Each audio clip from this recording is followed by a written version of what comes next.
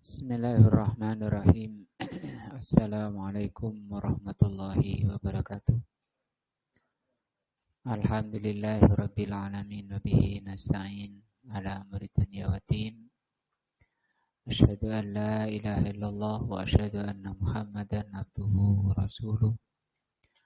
Allahumma shalli ala Muhammadin wa ala alihi wa sahbihi ajmain. Wa ba'du.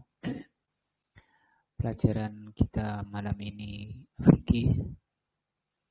Yang lalu kita telah membahas hadis nomor 30 menjelaskan tentang sunnahnya memotong kumis, mencabut bulu ketiak, mencukur bulu kemaluan, dan membiarkan jenggot. Masih tersisa satu bahasan dalam hadis itu. Kata beliau, wahal yajuzu, apakah boleh an-nuzila sya'ron, menghilangkan bulu atau rambut, ghairal ibti, selain bulu ketiak, wal anati, juga selain bulu kemaluan, wasyaribi, dan selain kumis. Al-jawabu, jawabnya, hadza su'alun muhimun. Ini adalah soal yang penting. Aqulu, kata beliau, izalatu sya'ri, menghilangkan rambut atau bulu di badan, tangqasimu ila salasati aksamin, terbagi menjadi 3 macam. Al-qismul awwalu, macam pertama, ma la yajuzu, rambut atau bulu yang tidak boleh dihilangkan. Wa huwa al-lihyatu, yaitu jenggot. Jadi jenggot itu dibiarkan, tidak boleh dipotong. Adapun asar dari Ibnu Umar yang menggenggam, itu ijtihad beliau ketika musim haji, dan diyakini itu sebagai manasik haji. Jadi yang pertama, bulu atau rambut yang tidak boleh dipotong yaitu jenggot. Al-qismu tsani, yang kedua, ma yutlabu an yuzalu, yang diminta untuk dihilangi. Wa salasatun, ini ada 3. Asyaribu, kumis, wal ibtu, bulu ketiak, wal anatu, bulu kemaluan. Nah, kalau kumis itu dirapikan, bulu ketiak dicabut, bulu kemaluan dicukur.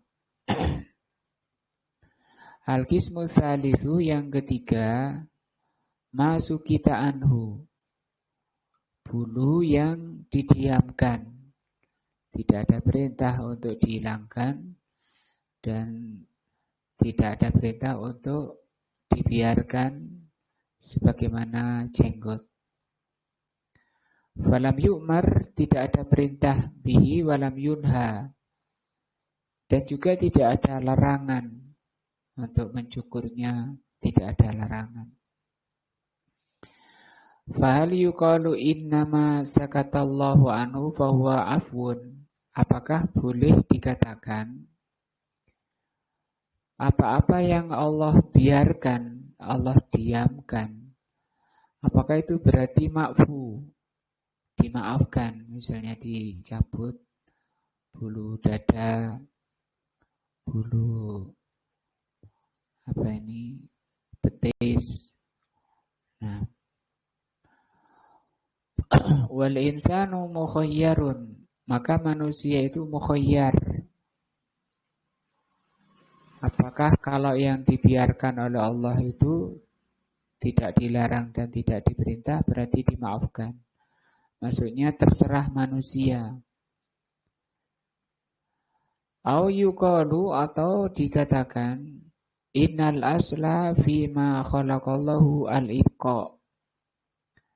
Atau asalnya atau apakah boleh dikatakan asal dari rambut-rambut itu yang Allah ciptakan itu al-ibqa, dibiarkan. Li'anna izalatahu, karena kalau menghilangkan taghyirun berarti dia telah merubah li khalqillah, ciptaan Allah. Wa hadza min awamiris syaitan. Merubah ciptaan Allah itu termasuk perintah syaitan. Sepertinya dalam surat Al-A'raf ayat 16. Allah sampaikan di sana, di antara perintah syaitan itu merubah ciptaan Allah. Seperti laki pakai anting, pakai tato, alis, potong alis. Nah, itu perintah dari syaitan. Hada mahallu khilafin. Ini masalah khilaf. Jadi khilaf apakah dibiarkan atau boleh dihilangi bulu-bulu yang Allah diamkan. Faminhum man qala, di antara ulama mengatakan lamma kana sya'ru minhu ma umira bihi wa minhu ma nuhiya anhu wal baqi maskutun anhu fahadha mimma afallahu anhu li'annahu law kana mahbuban ilallah izalatahu la amara.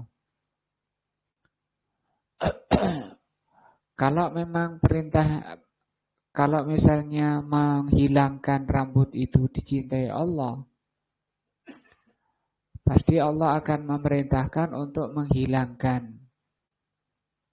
Karena Allah akan mencintai, karena yang diperintah oleh Allah dikerjakan itu berarti dicintai. Walau kana mahbuban ibqa'uhu. Demikian juga kalau yang dicintai Allah itu dibiarkan, maka Allah juga akan memerintahkan untuk membiarkan. Nah, tetapi di sini kan tidak ada perintah memotong, tidak ada perintah membiarkan. Wa minhum man qala la yajuzu izalatuhu. Sebagian mereka ada yang mengatakan tidak boleh dihilangi bulu betis itu. Li'anna hadza min khalqillah, karena bulu-bulu ini ciptaan Allah. Wa taghyiru khalqillah min awamiri syaitan. Sementara merubah ciptaan Allah itu perintah syaitan. As-sahih, maka yang benar jawabannya anna fi dzalika tafsilun, bahwa dalam masalah ini dirinci. Fa in kana wujuduhu musawwihan, apabila itu musawwih, apa musawwih itu? Adanya itu gak pantas, tidak pantas pada dan mengganggu. Nah, fala ba'sa min izalatihi, maka yang demikian tidak apa-apa untuk dihilangi. Tetapi kalau tidak mengganggu, nah, bal amrun mu'tadun, bahkan perkara yang biasa-biasa saja. Nah, fal aula ibqa'uhu, maka yang utama dibiarkan.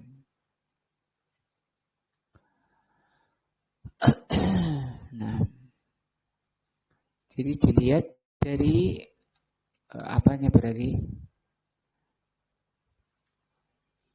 Dilihat dari patas tidaknya, ini enggak ganggu mengganggu atau tidak. Misalnya mau potong, ini gimana ya, dipotong apa enggak ya? Kenapa kalau enggak dipotong? Kayaknya bahasa kita mungkin risih, ya, risih.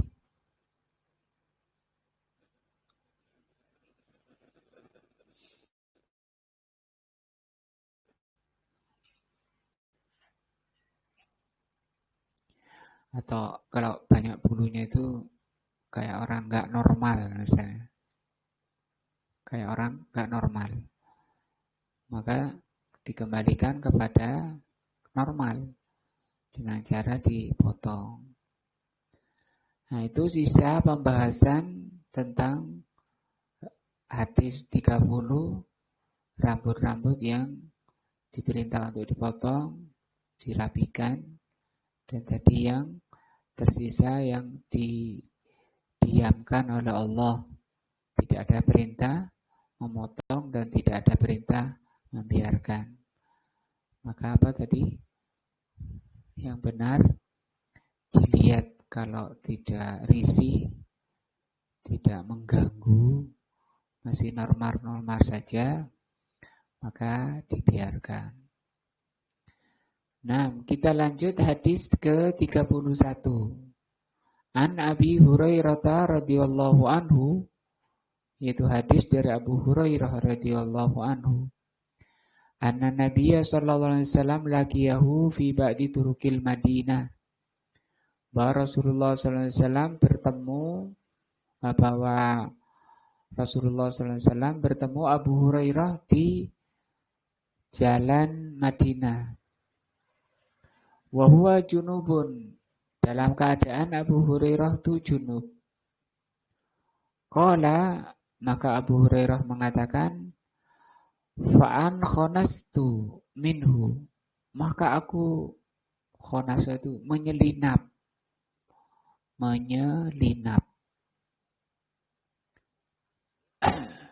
Fadhahabtu, maka aku pergi. Faltasaltu, kemudian aku mandi. Tsumma ji'tu, kemudian aku mendatangi Nabi sallallahu alaihi wasallam. Faqala aina kunta ya Aba Hurairah, dari mana engkau Abu Hurairah? Qala, Abu Hurairah mengatakan, kuntu junuban, saya tadi junub. Fakarihtu an ujalisaka, aku enggan duduk bersamamu. Ala ghairi taharatin, kalau belum bersuci.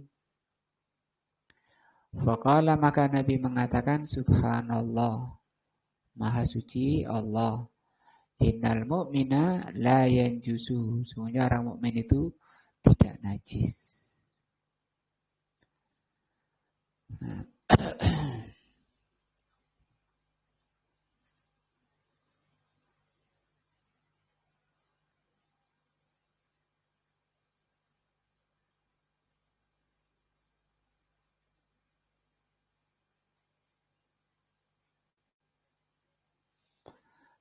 Tadi hadisnya jelas ya, jelas sekali. Jadi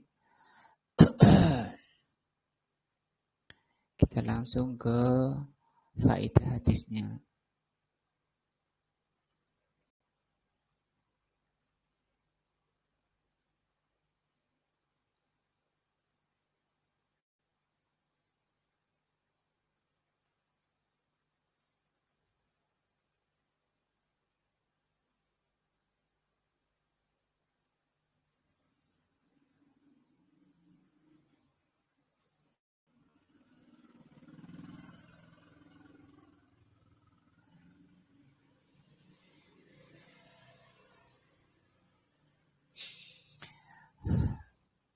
Min fawaidi hadzal hadis, di antara faedah hadis ini, al-faidatul ula, faedah pertama, anna Rasulullah sallallahu alaihi wasallam, bahwa Rasulullah sallallahu alaihi wasallam yamshi fil aswaq, jalan di pasar-pasar. Wa ya'tari, dan beliau merasakan ma ya'tari al-bashar, apa yang dirasakan manusia. Wa ya'kulu ta'am, beliau juga makan makanan. Wa yashrabu syaraba, beliau minum minuman. Wa yalbasu thiyaba itu, beliau juga berpakaian. Juga wayal basul duru'a lil wiqayati minal harbi. Beliau juga memakai baju besi untuk melindungi badannya ketika perang. Wa ghairu dzalika min khasaisil basyariyah, dan lainnya dari perbuatan-perbuatan manusia itu ada pada beliau. Wa bihadza na'rifu butlanu qauli man qala, sehingga dengan ini kita ketahui batilnya orang yang mengatakan inna Rasul sallallahu alaihi wasallam, bahwa Rasul sallallahu alaihi wasallam itu tahirul bauli, kencingnya suci, walwaiti, dan beraknya suci. Nah, maka ini kata beliau fahada kadzibun. Ini adalah apa? Kedustaan.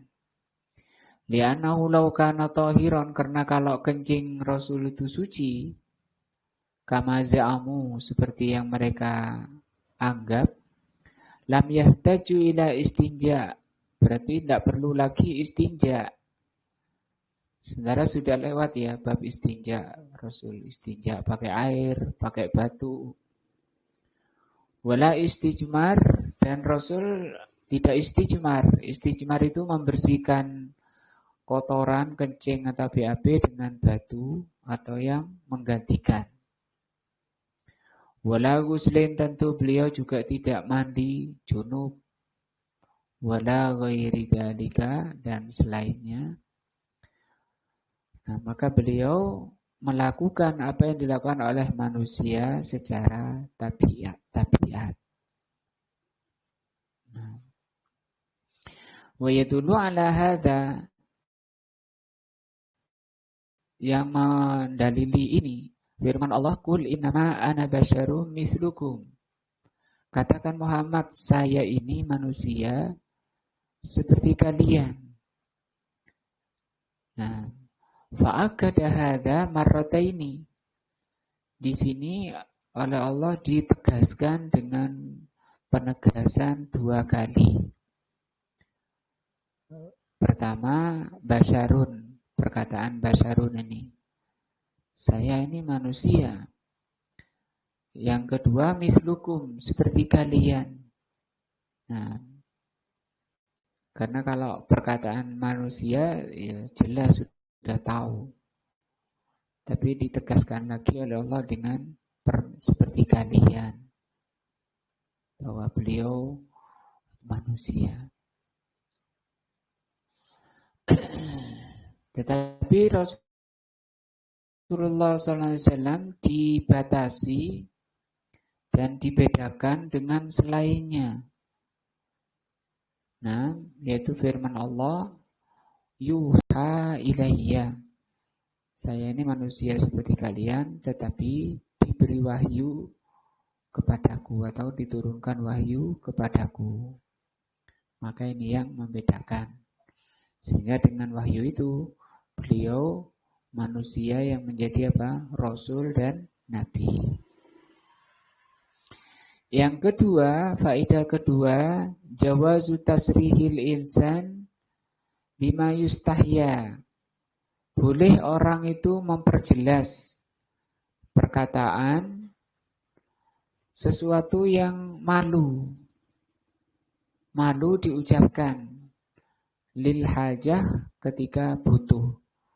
Hanya ketika butuh disampaikan saja. Liqaulihi kuntu junuban. Perkataan Abu Hurairah tadi, saya junub. Jadi pengakuan saya junub itu adatnya itu malu. Maka walaupun di kita itu ya, walaupun di kita kalau diketahui kita junub itu malu. Nah, maka ini Abu Hurairah mengatakan ini junubun karena ditanya oleh Rasul sallallahu alaihi wasallam. Dan juga Ummu Sulaim pernah berkata kepada Rasulullah sallallahu alaihi wasallam, "Ya Rasulullah, wahai Rasulullah, innallaha la yastahi." Allah itu tidak malu minal haq, dari kebenaran. Hal alal mar'ati, apakah wanita itu min huslin, harus mandi. Idah talamat, apabila mimpi basah. Mimpi sampai keluar mani. Mimpi keluar mani ini perkara malu. Tapi itu penting ditanyakan apakah harus mandi atau tidak. Nah, yang ketiga, husnu huluki Abi Hurairah radhiyallahu anhu. Di sini menerangkan bagusnya akhlaknya Abu Hurairah ketika beliau nyelinap. Nyelinap itu menghindar dari Nabi dengan pelan-pelan. Nah,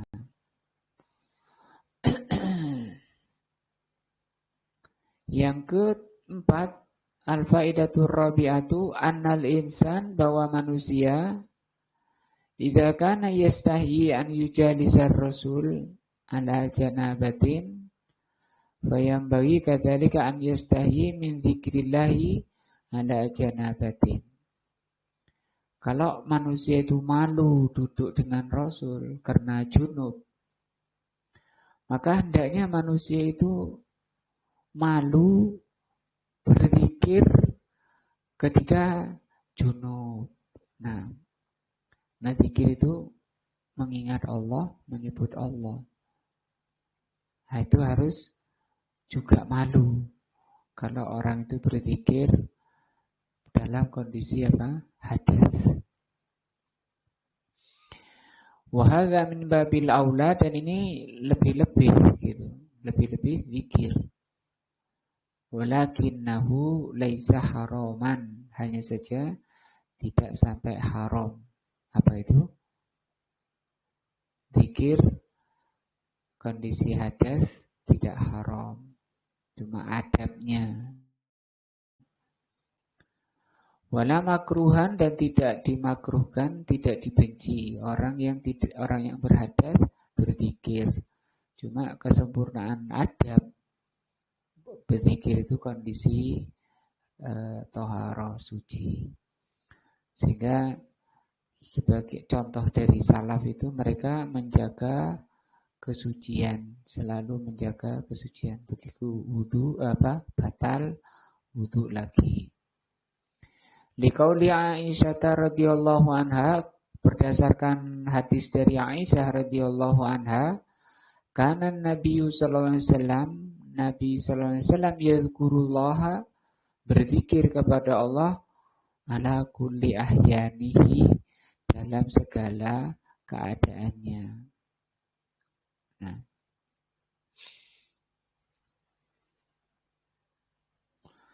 wala yajuzu an yusalliyal insan, manusia tidak boleh sholat wa huwa junubun, dalam keadaan junub. Nah, sholat itu zikir, ya. Wala yajuzu an yaqra'al Qur'an wa huwa junub, demikian juga membaca Al-Qur'an tidak boleh kalau dia sedang junub. Wala yajuzu an yatufa wa huwa junubun, demikian juga tidak boleh tawaf orang yang berhadas, kecil atau besar. Li'annahu mamnu'un minal mukfi fil masjidi illa biwudu'in. Nah, orang tidak boleh, di antara adabnya tinggal di masjid, duduk-duduk di masjid kondisi junub atau berhadas. Al-faidatul khamisah, faidah kelima, anna Nabiya sallallahu alaihi wasallam la ya'lamul ghaiba, bahwa Rasul sallallahu alaihi wasallam itu tidak mengerti gaib. Karena beliau tanya kepada Abu Hurairah, "Kemana kamu Abu Hurairah tadi?" Kalau beliau tahu kan tidak usah tanya. Nah, falam ya'lam aina kana, artinya Rasul tidak tahu di mana Abu Hurairah. Walau kana ya'lamul ghaiba lam yajhal. Kalau beliau tahu perkara gaib, mengerti perkara gaib, maka beliau tidak jahil, artinya beliau ngerti. Nah, walau kana ya'lamul ghaiba fi hayatihi fa huwa fi mamatihi min babi aula. Nah, kalau beliau tidak mengerti perkara gaib ketika hidup, maka ketika mati tentu lebih-lebih setelah wafat beliau tidak akan mengerti perkara gaib. Lakin qad ruwiya anin Nabi sallallahu alaihi wasallam anna a'mala ummatihi tu'radu alaihi. Ada hadis, sesungguhnya amalan umatku itu ditampakkan kepadaku. Ini kata beliau, fa in sahha hada, kalau hadis ini sahih, fa innahu min indillah, penampakan ini dari Allah. Jadi ditampakkan oleh Allah pada beliau. Walaysa wasfan dzatiyan lirrasul, bukan sifat zatnya Rasul mengerti perkara gaib. Tapi beliau mengerti perkara-perkara yang gaib itu sebatas pemberitahuan dari Allah. Nah, al-faidatus sadisah, faidah yang ke-6, butlanu akidati sufiyah, batilnya akidah sufi, waman sabahum, atau yang semisal dengan mereka, min dakwahum, yaitu mereka mengaku atau meyakini bi annallaha bi anna Rasul sallallahu alaihi wasallam ya'lamul ghaiba, mengerti yang gaib. Nah,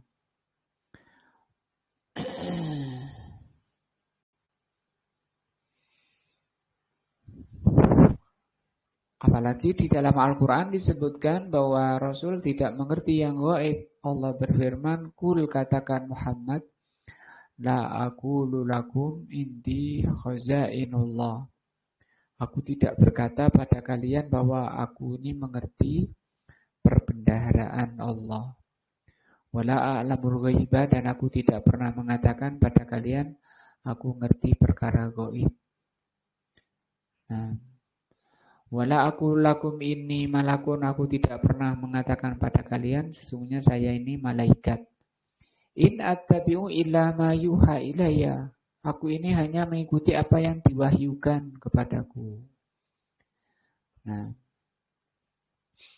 al-faidatus sadisabi'ah, faidah ke-7, annal junub, bahwa orang junub la yanjus, tidak najis, najasatan maknawiyatan. Nah, najis maknawi, liqauli Nabi sallallahu alaihi wasallam, innal mu'min la yanjus. Najis itu dua, ada najis maknawi, ada najis hissi. Kalau najis maknawi itu najis secara maknawi, adapun bendanya itu tidak najis. Seperti firman Allah, innal musyrika najasun, sesungguhnya orang musyrik itu najis. Itu ayat. Tapi itu difahami oleh para ulama itu najis maknawi. Artinya badannya itu enggak sampai misalnya nyentuh batal wudunya misalnya. Nah, itu maknawi. Kalau hisi contohnya kencing manusia, kotoran manusia, kotoran anjing. Maka orang mukmin baik junub atau apalagi walaupun sedang junub tidak najis. Yang ke-8 at-tasbih inda ta'ajjub. Hadis ini menerangkan hendaknya kita bertasbih ketika takjub. Takjub itu kagum, ya. Wal istighrab itu artinya mengherankan.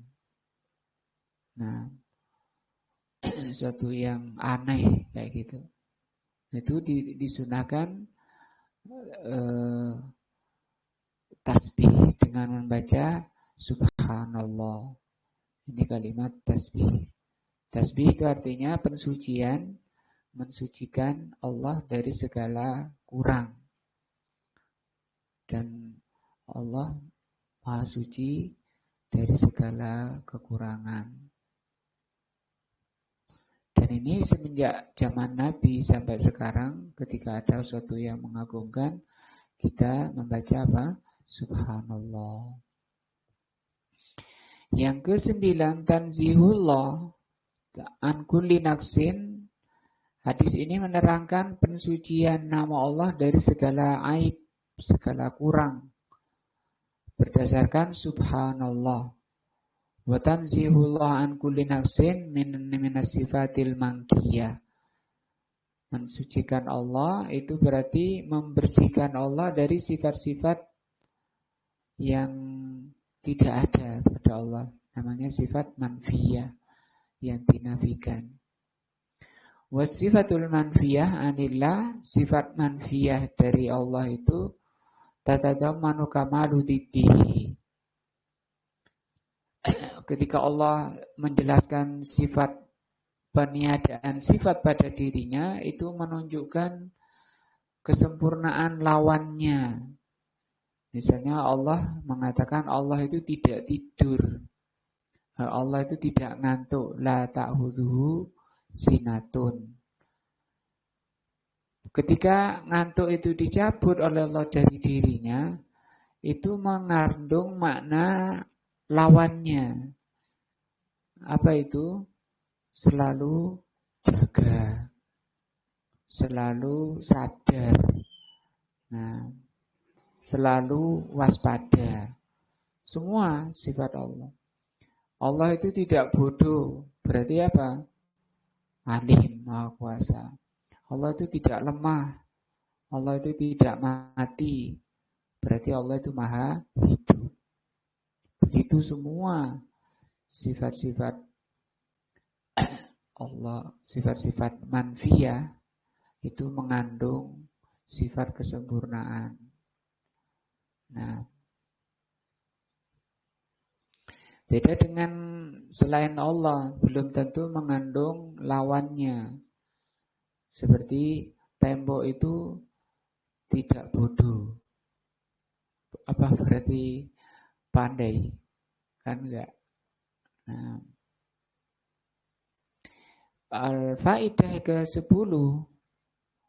Hadis ini menerangkan bagusnya pengajaran Nabi. Nah, ketika Rasul menjelaskan hukum. Nah, Rasul SAW menjelaskan ilahnya, menjelaskan sebabnya. Ngapain kamu pergi-pergi menyelinap dari aku? Mukmin itu tidak najis. Dengan mengetahui sebabnya itu akan lebih menenangkan hati.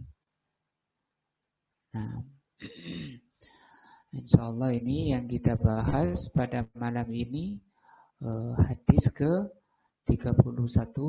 Semoga menambah iman dan takwa kita kepada Allah Azza wa Jalla. Dan semoga Allah SWT mengurangkan hidayah dan taufiknya kepada apa yang Allah cintai dan Allah ridhai. Semoga Allah mengampuni dosa-dosa kita, keluarga kita semuanya, diberi hidayah kepada apa yang Allah ridhai. Subhanakallahumma bihamdika asyhadu an la ilaha illa anta astaghfiruka wa atubu ilaika. Assalamualaikum warahmatullahi wabarakatuh.